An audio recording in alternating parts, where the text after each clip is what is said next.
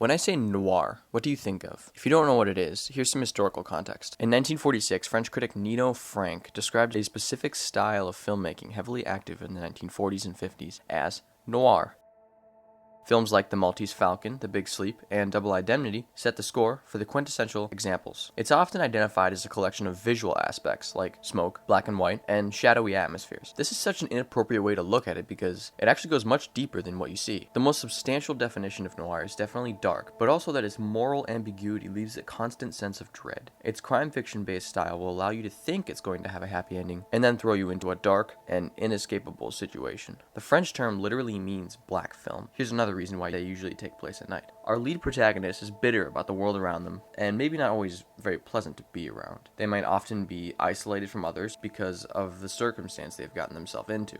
They could be a detective who must break the law to achieve their goal and could be described as an anti-hero. They fall for the girl and get themselves into a huge mess simply because they couldn't resist her seductive temptation. There's usually a femme fatale whose motives are to live dangerously. It's all about the chase. If her emotions aren't intense, then they aren't worth it. She'll likely betray our lead protagonist for her own selfish reasons. She'll just as soon kill you as kiss you. She'll often have a jealous husband or another man to fight over. How about Neo-Noir? It can be a bit more difficult to identify. It's a similar genre, but with updated themes to classic noir films. Classic noirs often begin with a dead body. It's primarily relevant to crime fiction. What sick, ridiculous puppets we are, and what a gross little stage we dance on. Revolves around the classic noir style, which might often come without black and white. Tracking down the murderer, tracking down the money, killing someone, or revenge.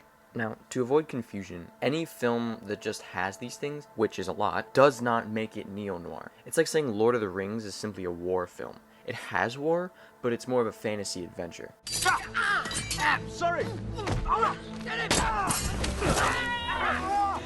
See the difference? There isn't exactly an essential list of things that are required to be in noir, but these things are much easier to point out and give an idea of how to identify it. There's a lot of debate on whether or not noir is actually a genre, although it's hard to deny that it is a very distinct style. David Fincher's style is very reminiscent of it, even in some films that don't exactly or directly identify as noir. You can also see this throughout the Coen brothers' work. Let's be honest here, The Big Lebowski is more comedy than anything, but there's definitely these dark themes and aspects that we can see.